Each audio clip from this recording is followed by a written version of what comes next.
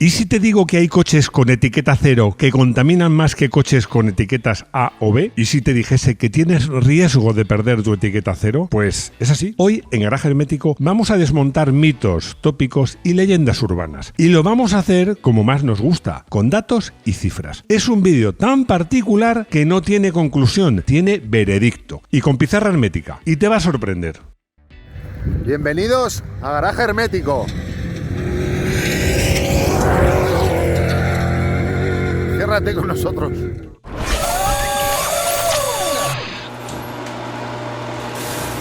Te va a sorprender el vídeo y te va a sorprender también el consultorio.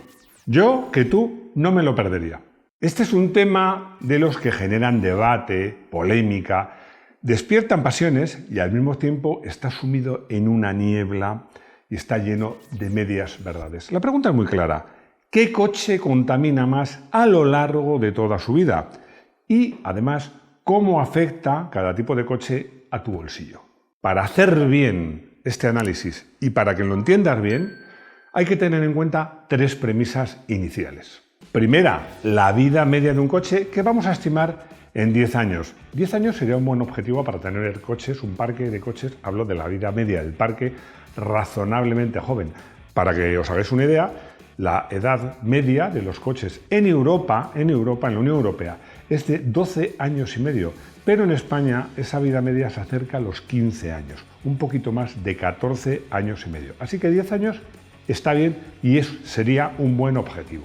Segunda premisa, vamos a hacer este estudio a lo largo de toda la vida del coche, que tiene tres fases: la fabricación, su uso y su reciclaje. Y también para estandarizar un poco estas medidas, vamos a imaginar el coche que más se vende en Europa. No sé si en el mundo, pero en Europa sin duda. Un sub medio, estamos hablando del segmento C, un coche un poquito menos de 4,5 metros, 150 caballos de potencia, que vamos a analizar en las diferentes versiones. Sería térmico, sería híbrido convencional, ya sabéis, HEV, híbrido enchufable, PHEV y eléctrico puro. Tercera premisa, este guión y todos los datos y extrapolaciones que he hecho están basados con los datos que tenemos a día de hoy, a finales de 2025. ¿Por qué os digo esto? Porque evidentemente la tecnología va a mejorar y va a hacer que esto cambie. No tan rápido, pero va a hacer que cambie. Por ejemplo, yo creo que un cambio muy importante será cuando de verdad se empiece a tomar en serio el reciclaje de las baterías, porque convertirán un problema, su reciclaje, en una oportunidad para tener nuevas materias primas a más bajo coste. Fase 1. La fabricación. La deuda de carbono y el desembolso inicial. Aquí es donde, para algunos, puede comenzar la sorpresa. Si solo tenemos en cuenta las emisiones de CO2 necesarias para fabricar un coche, el coche más ecológico de todos sería el coche térmico. En el otro extremo, un coche eléctrico, fabricar un coche eléctrico genera unas emisiones de CO2 enormes. Fijaos, Volvo, que no es una marca sospechosa de estar en contra de los eléctricos, porque ha apostado por ellos, hizo un estudio que es súper interesante y que comparaba el XC40 de gasolina con sus C40 eléctricos. Los resultados, vamos a verlos. Fabricar un Volvo XC40 de gasolina genera unas 14 toneladas de CO2. Fabricar el Volvo C40 eléctrico genera unas 25 toneladas de CO2. Es casi el doble, un 80% más. ¿Y de dónde sale esta diferencia? La respuesta está sencillamente en la batería. Esto se debe a la ingente cantidad de energía necesaria para extraer y procesar materiales como el litio, el cobalto y el níquel. Solo la producción de la batería de iones de litio de C40 añade, solo la batería, 7 toneladas de CO2. Un detalle muy relevante que tenéis que tener en cuenta. Para hacer este cálculo se utiliza el llamado mix energético global, es decir, que se considera que la energía eléctrica procede de tres fuentes distintas: el 60% fósil, el 30% renovable y el 10% nuclear. Este mix es variable según países y ya os adelanto que en China es mucho peor que este mix global. Esta mochila de emisiones con las que nace un coche eléctrico se la llama técnicamente deuda de carbono. Pero esta deuda medioambiental viene acompañada también de una deuda económica para el comprador. El precio de venta de un coche eléctrico es de media significativamente más alto, bastante más alto que el de un coche térmico.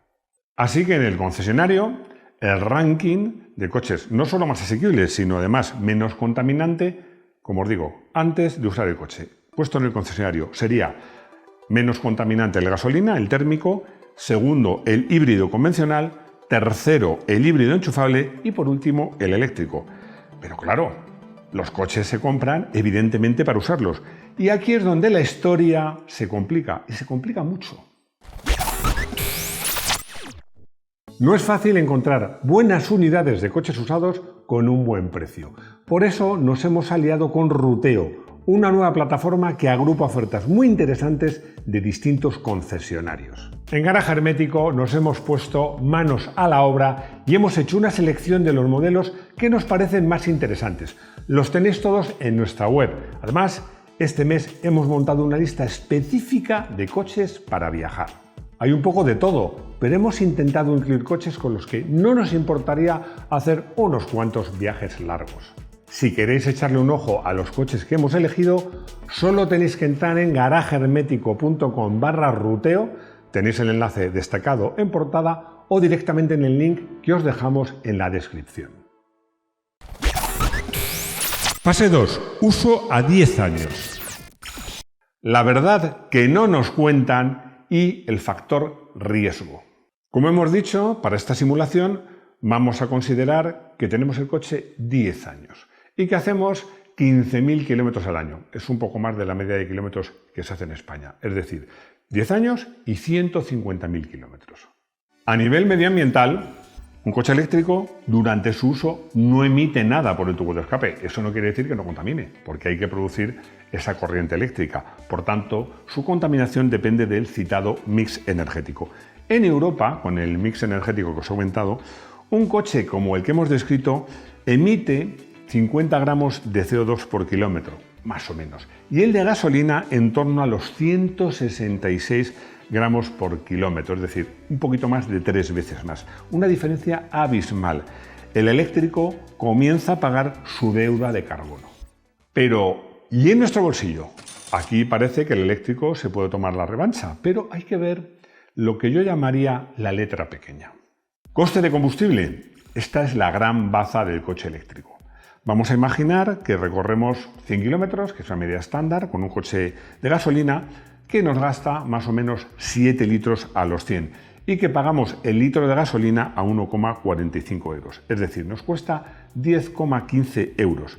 Hacerlo con el eléctrico, con 18 kilovatios hora cada 100 kilómetros, más o menos a 0,15, esto puede variar mucho de entre que cargues en casa el precio del kilovatio hora. Pero hemos puesto una media de 0,15 euros kilovatio hora. Nos costaría solo 2,70 euros. Os recuerdo, 10,15 contra 2,70. Es un ahorro real kilómetro a kilómetro. Mantenimiento. Aquí hay un giro de guión. Os lo voy a explicar. Durante los primeros años, el coche eléctrico es más barato. No hay aceite, no hay filtros, no hay correas, no hay embrague, las revisiones son más sencillas. Pero recordad que hablamos a 10 años vista. Un coche de gasolina en esos 10 años tendrá sus gastos de mantenimiento, por supuesto, incluso quizás una correa de distribución o el embrague si es manual, algún manguito, poca cosa. Costes en general conocidos, previsibles, que en un buen taller, incluso en un concesionario oficial, te pueden costar 1.000 o 2.000 euros en el peor de los casos. ¿Qué pasa en un eléctrico en esos 10 años? Aquí llega un poco lo que decía la letra pequeña. La garantía media, más o menos, de la batería de un coche eléctrico suele ser, las hay mejores y peores, pero suele ser de 8 años o 160.000 kilómetros. En nuestro escenario, a 10 años, entramos en el año 9 y 10 ya fuera de la garantía. Si la batería falla o su degradación es tan severa que limita mucho la autonomía por la capacidad de carga, esto se considera cuando carga menos de un 70% de lo que podía cargar originalmente, el propietario se enfrenta a una verdadera espada de Damocles financiera. ¿Por qué? Porque reemplazar la batería puede costar 10, 15 o 20.000 euros. Esa única factura ese riesgo potencial anula de golpe todo el ahorro, un dato que, gracias a la tecnología, seguro que va mejor, pero ahora, en el coche que puedes comprar, ahora es lo que es. ¿Sabes qué es el TCO? Como siempre se utilizan siglas en inglés que en este caso significan Total Cost Ownership.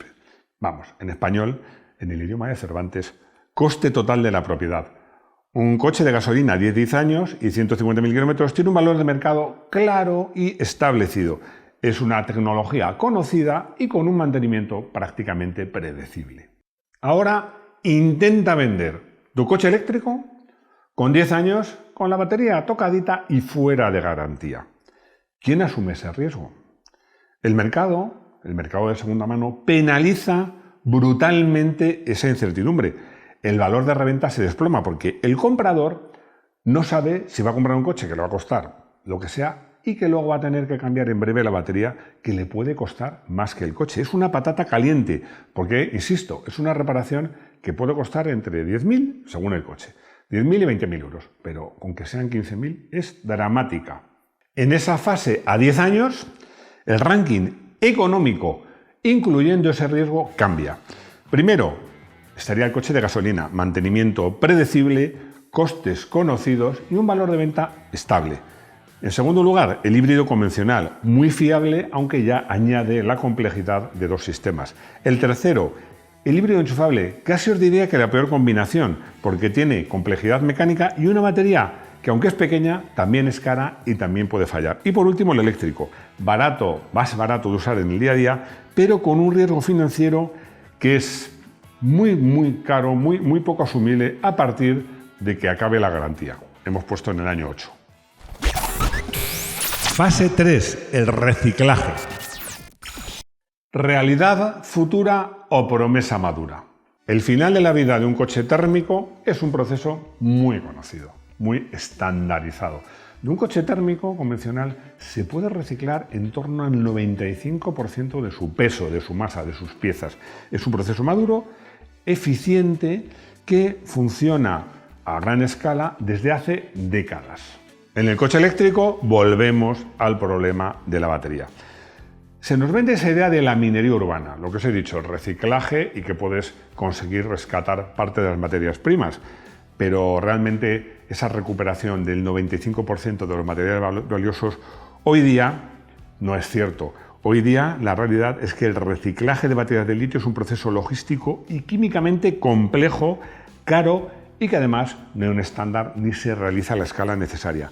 Es una oportunidad de negocio, sin duda, pero de momento es más una promesa a futuro que una realidad. Y sin duda, en mi opinión, una verdadera asignatura pendiente de cualquier coche eléctrico o híbrido. El fin del consumo mágico de los híbridos enchufables. Hay previstos, esto es muy importante, cambios legislativos que en el fondo nos vienen a dar la razón y que afectan especialmente y de una forma muy severa a los coches híbridos enchufables. La gran trampa de los híbridos enchufables es un consumo homologado que es una auténtica fantasía de laboratorio. Homologan consumos de 1,5 litros cada 100 kilómetros y a veces menos de 1 litro.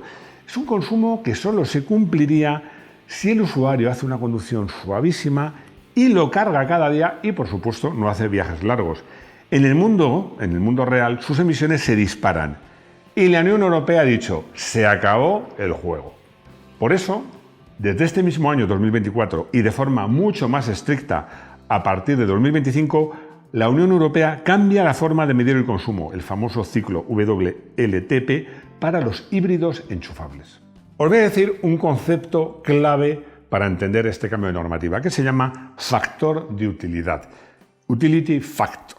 Hasta ahora, la Unión Europea asumía que los conductores de coches híbridos enchufables conducían un porcentaje altísimo de sus kilómetros en modo eléctrico puro. La nueva norma, basada en datos reales de uso recogidos en la propia Europa, es mucho más pesimista. Yo en realidad diría es mucho más realista.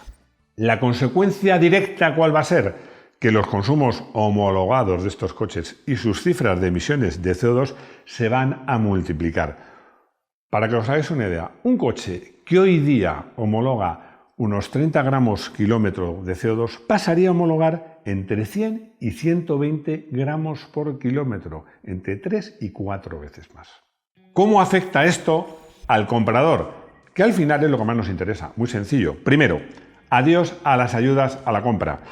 Muchos coches híbridos enchufables dejarán de cumplir los requisitos de CO2, de emisiones de CO2, para acogerse a planes de ayuda tipo el MOVES español. Segundo, impuestos. En España y en otros países europeos, esto significa que muchos pasarán de estar exentos del impuesto de matriculación a pagar el 4,75 e incluso el 9,75. Y el marketing se acabó ese argumento de venta, por cierto, falso, de consumo homologado por debajo de 1,5 litros cada 100 kilómetros. Una bomba de relojería, las etiquetas de la DGT. Esto nos lleva, vamos a hablar ahora de España. Vamos directamente a España.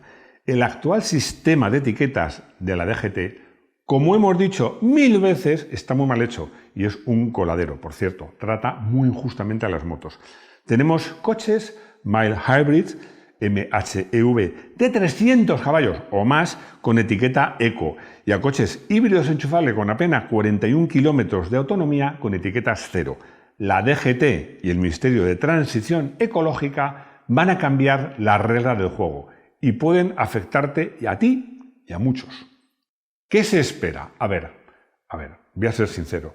Cuando Pere Navarro está de por medio, te puedes esperar cualquier cosa. Lo más razonable serían estas que te voy a contar. Muchos de los coches híbridos enchufables perderán la etiqueta 0, salvo que puedan demostrar autonomías que superen muy altas en modo eléctrico de al menos 80 o incluso 90 km por hora. Y que los mild hybrid, los famosos MHEV, perderán la etiqueta Eco y pasarán a ser C como cualquier coche térmico moderno. Y aquí llegan dos preguntas muy importantes. ¿Qué pasa con los coches ya vendidos? ¿Te pueden quitar tu etiqueta Eco o 0 de un coche ya matriculado? Este es el gran temor. Miles de conductores se gastaron su dinerito, por cierto, entre ellos mi hijo, para tener una determinada etiqueta y tener esas ventajas como acceso a zonas de bajas emisiones, aparcamiento regulado más barato, que podrían desaparecer de la noche a la mañana. La postura oficial de la Dirección General de Tráfico Española, repetida por su director Pere Navarro, un personaje, no le quiero llamar persona, para mí no es de fiar, es que este cambio no será retroactivo, porque hacerlo es muy complicado, porque genera una inseguridad jurídica brutal. Por lo tanto, lo lógico y lo que esperamos es que esta norma de etiquetas nueva se aplique a los coches nuevos que se matriculen a partir de la entrada en vigor de la ley. Esto no lo pone en el guión, pero va a dar unas circunstancias muy divertidas, que tú vas a tener, pues eso, un coche mild hybrid, un Porsche de 300 caballos con tu etiqueta 0 o Eco o lo que sea, y te vas a comprar un coche mucho más ecológico que ese y vas a tener una etiqueta peor. Como os digo, cuando Pere Navarro está de por medio, todo es posible. Veredicto medioambiental. A 10 años, si el eléctrico lo cargamos con un mix decente, sigue ganando la batalla medioambiental, pero por menos diferencia de la que puedes esperar. El veredicto medioambiental, que es el CO2, a 10 años, vamos a ver las cifras de cada uno. El térmico. Ya hemos dicho que la fabricación, tengo una letra muy mala, ya me lo dice Rodrigo, pero me tenéis que perdonar. Estamos hablando que son 14 toneladas de CO2. Y luego tenemos el uso. En el uso. Hemos dicho que son 166 gramos por kilómetro por 150.000.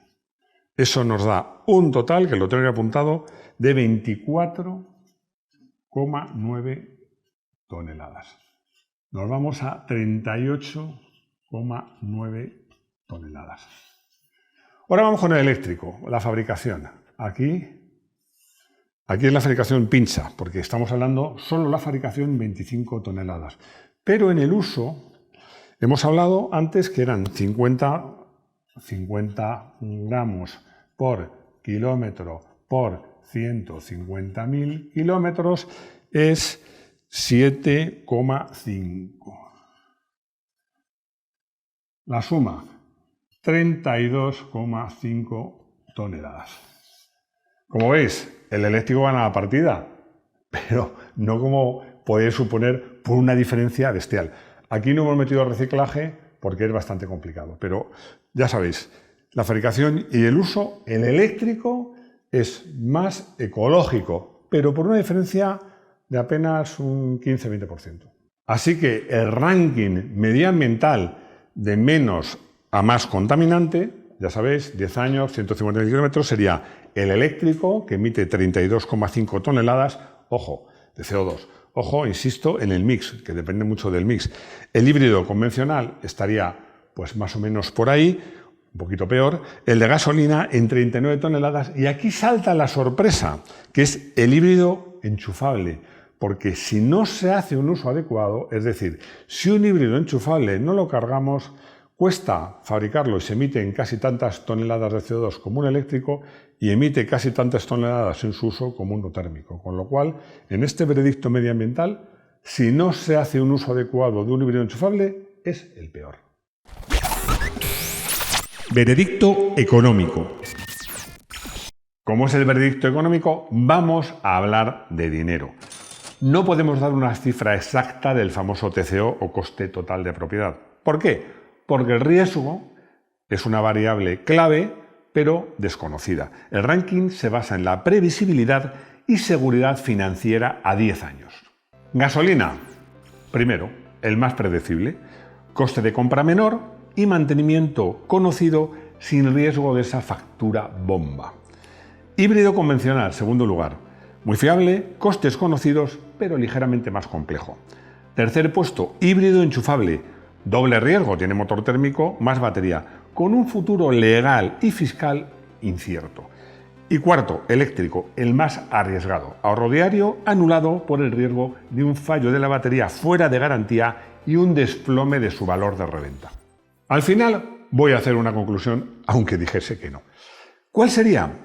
No hay una respuesta clara ni única a 10 años, pero sí os digo una cosa, la película es muy diferente a la que nos quieren vender y a los que nos cuentan. Al final estamos en una era donde la realidad del tipo de uso que hagas al coche y la letra pequeña de la ley acaban importando mucho más que la etiqueta que llevas en el parabrisas. Coche del día. El coche del día es el Toyota Prius de la primera generación, de 1997. Ya sé que en Europa y en Estados Unidos no llegó hasta 2000.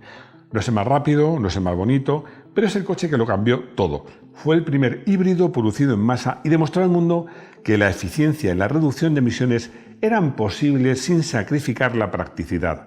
Abrió un camino que hoy siguen millones de coches. Yo creo que es un justo coche del día. Consultorio. Os leo la pregunta que nos hace Carlos.